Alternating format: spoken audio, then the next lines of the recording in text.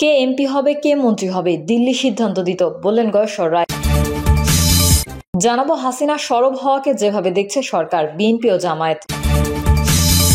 জানাবো বাংলাদেশ নয়, ভারতের বন্ধুত্ব হাসিনার সঙ্গে, বলছেন রিজভী। এবং সর্বশেষ জানাবো বিএনপিতে অনুপ্রবেশকারীর কোনো সুযোগ নেই, বলছেন আমিনুল হক। এতক্ষণ শুনছিলেন সংবাদ শিরোনাম, এবারে বিস্তারিত। কে এমপি হবে, কে মন্ত্রী হবে, দিল্লি সিদ্ধান্ত দিত, বললেন গয়েশ্বর রায়। গত 15 বছর শেখ হাসিনার শাসন আমলে ভারত বাংলাদেশের ওপর সীমাহীন খবরদারি করেছে বলে মন্তব্য করেছেন বিএনপির স্থায়ী কমিটির সদস্য গয়েশ্বর চন্দ্র রায়। তিনি বলেছেন, এতদিন দেখা গেছে দিল্লির সংকেত ছাড়া একটা ব্যাংকের কেন্দ্রীয় নিয়োগ হয়নি। কে কোথায় বিচারপতি হবেন, কে কোথায় বড় পদে থাকবেন, কে এমপি হবেন, কে মন্ত্রী হবেন, তারা সিদ্ধান্ত দিত। শুধু অভ্যন্তরীণ ক্ষেত্রেই নয়, বিভিন্ন রাজনৈতিক দলকে পরিচালনায়ও তারা হস্তক্ষেপ করেছে। ভারতকে এই প্রবণতা পরিহার করার আহ্বান জানিয়ে গয়েশ্বর রায় বলেন, কোনো স্বাধীন দেশের অভ্যন্তরীণ বিষয়ে কোনো দেশের হস্তক্ষেপ কাম্য নয়। তিনি বলেন, বাংলাদেশের জনগণ ঠিক করবে কাকে কোথায় বসাবে, অন্যের পরামর্শের দরকার নেই। আমরা বন্ধুত্ব চাই, কারো প্রভুত্ব চাই না। এক প্রশ্নের জবাবে বিএনপির এই নেতা বলেন, ভারতের পররাষ্ট্র সচিব বিক্রম মিস্ত্রি বাংলাদেশে এসেছেন, তারা প্রায়ই আসেন। এখন নতুন প্রেক্ষাপট, নতুন করে তিনি যা বলছেন তাতে বোঝা যায় সম্পর্কের মাঝে কোনো ফাঁকফোকর ছিল। সেই জন্য সম্পর্কটা নতুন করে নতুন আঙ্গিকে, বিশেষ করে বাংলাদেশের জনগণের যে চেতনাবোধ ও আকাঙ্ক্ষা, সেটি উপলব্ধি করতে সচেষ্ট হবে ভারত। ভারতের সঙ্গে বাংলাদেশের বন্ধুত্বের সম্পর্কটা দেশের সঙ্গে দেশের হতে হবে, কোনো ব্যক্তি বা দলের সঙ্গে নয়। ভারতের সঙ্গে পারস্পরিক স্বার্থকে সমুন্নত রেখে সমমর্যাদার ভিত্তিতে যদি বন্ধুত্ব থাকে, তাহলে সেটি উভয় দেশের জন্য কল্যাণকর হবে বলেও গয়েশ্বর রায় মন্তব্য করেন। হাসিনা সরব হওয়াকে যেভাবে দেখছে সরকার, বিএনপি ও জামায়াত। জুলাই বিপ্লবের পর পতিত স্বৈরশাসক শেখ হাসিনা সম্প্রতি বিভিন্ন রাজনৈতিক সমাবেশে ভার্চুয়ালি বক্তব্য দিয়ে আবারও সরব হওয়ার চেষ্টা করছেন। একই সঙ্গে বর্তমান পরিস্থিতিতে সংকট মোকাবেলা করে দলীয় কর্মকাণ্ড এগিয়ে নিতে দলীয় নেতাকর্মীদের নির্দেশনাও দিচ্ছেন তিনি। আওয়ামী লীগ নেতারা বলছেন, দলীয় সভাপতির ভার্চুয়ালি দেওয়া বক্তব্যের মাধ্যমে বর্তমান সংকটে নেতাকর্মীদের কি করা দরকার তা বিশ্লেষণ করে ভবিষ্যতের কর্মপন্থা নির্ধারণ করবেন তারা। একই সঙ্গে 14ই ডিসেম্বর বুদ্ধিজীবী দিবস এবং 16ই ডিসেম্বর বিজয় দিবসকে ঘিরে তাদের কর্মসূচি রয়েছে বলেও জানান তারা। এদিকে বিএনপির দাবি, শেখ হাসিনা একটা পলিটিক্যাল স্পেস পাওয়ার চেষ্টা করছে। এসব বক্তব্যে তার রাজনীতিতে ফেরা না ফেরার কিছু নেই। পলাতক আসামি হিসেবে পার্শ্ববর্তী দেশ ভারতে আশ্রিত থেকে তার জনসম্মুখে আসার কোনো সুযোগ নেই বলে মনে করেন বিএনপি। আওয়ামী লীগের বিভিন্ন জনসভায় শেখ হাসিনা ভার্চুয়ালি যেসব বক্তব্য দিচ্ছেন তা সম্পূর্ণ অন্যায়, অনভিপ্রেত বলে উল্লেখ করেছেন জামায়াত ইসলামী। পররাষ্ট্র উপদেষ্টা তৌহিদ হোসেন বলেছেন, ভারতে আশ্রয় নিয়ে শেখ হাসিনা বাংলাদেশ বিরোধী কথা বলে সরকারকে বিব্রত করার চেষ্টা করছে, যা দুই দেশের মধ্যকার দ্বিপাক্ষিক সম্পর্কের জন্য সহায়ক নয়। দলের ভবিষ্যতের কর্মপন্থা নির্ধারণ। ডিসেম্বরের প্রথম সপ্তাহে শেখ হাসিনা নিউ ইয়র্কে আওয়ামী লীগের একটি অনুষ্ঠানে ভার্চুয়ালি অংশ নিয়ে বক্তব্য দিয়েছেন। ভার্চুয়ালি দেওয়া এই বক্তব্যে শেখ হাসিনা সকল মিথ্যা মামলা প্রত্যাহারের দাবি জানিয়েছেন। 15ই জুলাই থেকে যেসব হত্যাকাণ্ড হয়েছে সেগুলোর পূর্ণ তদন্ত করে বিচারের দাবি জানিয়েছেন তিনি। একই সঙ্গে বিভিন্ন স্থাপনায় অগ্নিসংযোগের বিচার দাবি করেছেন। বৈষম্য বিরোধী ছাত্র আন্দোলনে আবু সাইদ ও মুগ্ধ সহ সব হত্যাকাণ্ডের জন্য আন্দোলনের মাস্টারমাইন্ডরা দায়ী বলে অভিযোগ তুলেছেন। ছাত্র জনতার বিরুদ্ধে 15ই জুলাই থেকে 8ই আগস্ট পর্যন্ত সংগঠিত জুলাই গণ অভ্যুত্থান সংশ্লিষ্ট ঘটনায় কোনো মামলা, গ্রেফতার বা হয়রানি করা হবে না গত 14ই অক্টোবর, এমন তথ্য জানায় স্বরাষ্ট্র মন্ত্রণালয়। এই বিষয়টি উল্লেখ করে শেখ হাসিনা তার বক্তব্যে দাবি করেছেন, যাদের দায়মুক্তি দেওয়া হয়েছে এই দায়মুক্তি দেওয়ার কোনো অধিকার তাদের নেই। এটা দিয়ে প্রমাণ করেছে তারা অপরাধী। যারা অপরাধ করেছে তাদের দায়মুক্তি দেওয়া হয়েছে। সাবেক এই প্রধানমন্ত্রীর দাবি, বাংলাদেশের জনগণই তাদের বিচার করবে। আওয়ামী লীগ নেতা খালিদ মাহমুদ চৌধুরী বিবিসি বাংলাকে বলেন, শেখ হাসিনার বক্তব্যে দলের নেতাকর্মীরা ভবিষ্যৎ কর্মপন্থা নির্ধারণ করতে পারবে। দলীয় নেতাকর্মীদের সঙ্গে সাধারণ মানুষের সঙ্গে সম্পৃক্ত করা ও যোগাযোগ স্থাপনের কার্যক্রম চলছে বলে জানান তিনি বলছেন, দেশের এই যে সংকট, সেই সংকটে দেশের মানুষ দলের নেতাকর্মীদের কি করা দরকার, কি হওয়া উচিত, সেই বিষয়গুলো নিয়ে তিনি নির্দেশনা দিয়েছেন।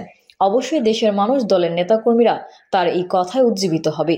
বর্তমান পরিস্থিতি তারা অ্যানালাইসিস করতে পারবে এবং ভবিষ্যতের কর্মপন্থা নির্ধারণ করতে পারবে।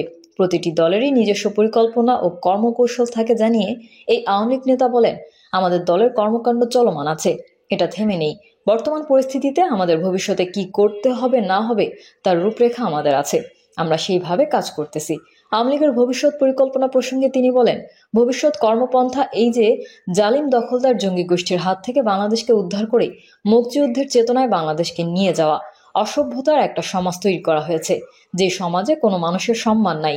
সেই সমাজ থেকে বাংলাদেশকে উদ্ধার করে একটা সভ্য জায়গায় নিয়ে যাওয়া, সেই জায়গায় আমরা কাজ করতেছি। ইনশাল্লাহ আমরা সফল হব। পলিটিক্যাল স্পেস খোঁজার চেষ্টা। পার্শ্ববর্তী দেশ ভারতে আশ্রয় নিয়ে শেখ হাসিনার রাজনৈতিক কার্যক্রম পরিচালনা গ্রহণযোগ্য হতে পারে না বলে জানিয়েছেন বিএনপির স্থায়ী কমিটির সদস্য আমির খসরু মাহমুদ চৌধুরী। বিবিসি বাংলাকে তিনি বলেন, একজন পলাতক আসামি রাষ্ট্রকে একটা ধ্বংসের মুখে ঠেলে দিয়ে আরেকটা রাষ্ট্রে গিয়ে সেখান থেকে তার রাজনৈতিক কার্যক্রম চালাতে পারবে, এটা তো বিশ্বাসযোগ্য হতে পারে না এবং এটা গ্রহণযোগ্যও হতে পারে না। পলাতক আসামি হিসেবে শেখ হাসিনার যেখানে লুকিয়ে থাকার কথা, সেখানে তিনি খোলাখুলিভাবে রাজনীতি করছেন বলে মন্তব্য করেন বিএনপির এই নেতা। একের পর এক সমাবেশ যোগ দিয়ে ভার্চুয়ালি শেখ হাসিনার বক্তব্যে রাজনীতিতে ফেরা না ফেরার কোনো প্রশ্ন এখন আসছে না বলে জানান এই বিএনপির নেতা। আমির খসরু বলছেন, তার রাজনীতিতে ফেরা না ফেরার প্রশ্ন এখন আসছে না। আগে তার যে কর্মকাণ্ড সেই বিচারের সম্মুখীন হতে হবে। সেই বিচারের সম্মুখীন হওয়ার পরে আগামীতে দেখা যাবে সে ফিরতে পারবে কি পারবে না। ভারত শেখ হাসিনা যেভাবে আছেন সেভাবে তার জনসম্মুখে আসার সুযোগ নেই বলে জানান এই বিএনপি নেতা আমির খসরু মাহমুদ চৌধুরী।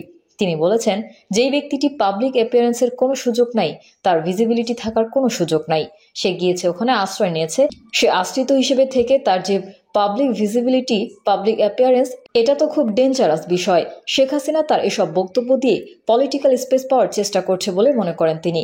বিএনপির এই নেতা বলেছেন, সে একটা পলাতক আসামি, সে পলিটিক্যাল স্পেস খোলার চেষ্টা করতেছে একটা, এবং সেই স্পেসটা সে ভারতে বসে পাওয়ার সুযোগ খুঁজতেছে এবং সে পাচ্ছে আপাতত। এটা তো দুই দেশের সম্পর্কের জন্য ভালো কিছু হতে পারে না। ফলে দুই দেশের সম্পর্কের জন্য ভারতকে বিষয়টি বিবেচনা করা উচিত বলে মনে করেন তিনি। এদিকে দেশের বাইরে বসে শেখ হাসিনা বাংলাদেশ সম্পর্কে বক্তব্য দেওয়ার আইনগত অধিকার হারিয়েছেন বলে মনে করছেন জামায়াতে ইসলামীর কেন্দ্রীয় প্রচার সম্পাদক ও সুপ্রিম কোর্টের আইনজীবী মতিউর রহমান আকন্দ। তিনি বলছেন, যিনি জনগণের ভোটাধিকার হরণ করেছেন এবং বাংলাদেশের মানুষের সকল অধিকার কেড়ে নিয়েছেন, বাংলাদেশের নির্বাচন ব্যবস্থাকে ধ্বংস করেছেন এবং গণ আন্দোলনের মুখে দেশ থেকে পালিয়ে গিয়েছেন, তার বাংলাদেশ সম্পর্কে বক্তব্য রাখার কোনো নৈতিক এবং আইনগত অধিকার নেই। শেখ হাসিনার এসব বক্তব্যকে সম্পূর্ণ অন্যায়, অনভিপ্রেত এবং অনাকাঙ্ক্ষিত বলে অভিহিত করেন তিনি। একই সঙ্গে ভার্চুয়ালি দেয়া শেখ হাসিনার এসব বক্তব্য বাংলাদেশের অভ্যন্তরীণ শান্তি শৃঙ্খলা নস্যাৎ করার ষড়যন্ত্র বলে দাবি করেন অন্তর্বর্তী সরকার যা বলছে। অন্তর্বর্তী সরকারের পররাষ্ট্র উপদেষ্টা তৌহিদ হোসেন বলেছেন, ভারতে আশ্রয় নিয়ে বাংলাদেশ বিরোধী কথা, মিথ্যা অভিযোগ এনে শেখ হাসিনা সরকারকে বিব্রত করার চেষ্টা করছে, যা দুই দেশের সম্পর্কের জন্য সহায়ক হচ্ছে না। জুলাইয়ের যেসব হত্যাকাণ্ড হয়েছে, শেখ হাসিনা কোনো বাধা বিপত্তি ছাড়াই সেসব হত্যাকাণ্ডের দায় অন্তর্বর্তী সরকারের প্রধান উপদেষ্টার ওপর চাপানোর চেষ্টা করছেন বলে জানান তিনি। পররাষ্ট্র উপদেষ্টা বলেন, এটা অত্যন্ত একটা জঘন্য কাজ তিনি করছেন। এটা তিনি নির্দ্বিধায় কোনো বাধা বিপত্তি ছাড়া করতে পারছেন। আমরা চাইব যে বাংলাদেশ ভারত সম্পর্ক স্বাভাবিকীকরণের স্বার্থে তাকে রিস্টেইন করা প্রয়োজন এবং সেটা ভারত সরকারকেই করতে হবে। বাংলাদেশ নয় ভারতের বন্ধুত্ব হাসিনার সঙ্গে, বলছেন রিজভী। বাংলাদেশ নয় ভারতের বন্ধুত্ব হাসিনার সঙ্গে বলে মন্তব্য করেছেন বিএনপির সিনিয়র যুগ্ম মহাসচিব রুহুল কবির রিজভী। তিনি বলেন, আমরা নিজের পায়ে দাঁড়াবো, আমরা ভারতীয় শাল নিব না। এই দেখেন বাংলাদেশের খদ্দর শাল, শীত যাচ্ছে না, রাজশাহীতে শীত তো বেশি, তারপরেও পরে এসেছি। এই পরেই আমরা জীবনযাপন করছি, আগেও করেছি, ছোটবেলা থেকেই পড়ছি। এখন গ্লোবালাইজেশন হয়েছে, ভারতীয় পণ্য আসছে, তারা তাদের পণ্য নিয়ে গর্ব করে। আমরা আমাদের পণ্য নিয়ে গর্ব করব না? আমাদের রাজশাহী সিল্ক, টাঙ্গাইলের শাড়ি, কুমারখালীর লুঙ্গি গামছা, পাবনা সিরাজগঞ্জের তাঁতের শাড়ি সব আছে।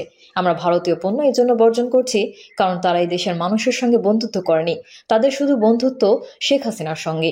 রিজভী বলেন, ভারত সবসময় মনে করে বাংলাদেশ তাদের তাবেদার হয়ে থাকবে। এই কারণেই তারা শেখ হাসিনাকে অত্যন্ত প্রিয়পাত্র মনে করে।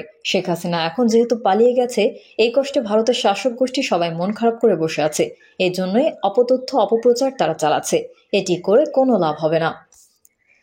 প্রিয় দর্শক, এই ছিল এখনকার সর্বশেষ সংবাদ। আপডেটের সংবাদ পেতে চ্যানেলটি সাবস্ক্রাইব করে বেল আইকনটি ক্লিক করুন। কমেন্টে আপনার মতামত জানিয়ে আমাদের সাথেই থাকুন। ধন্যবাদ সবাইকে। আল্লাহ হাফেজ।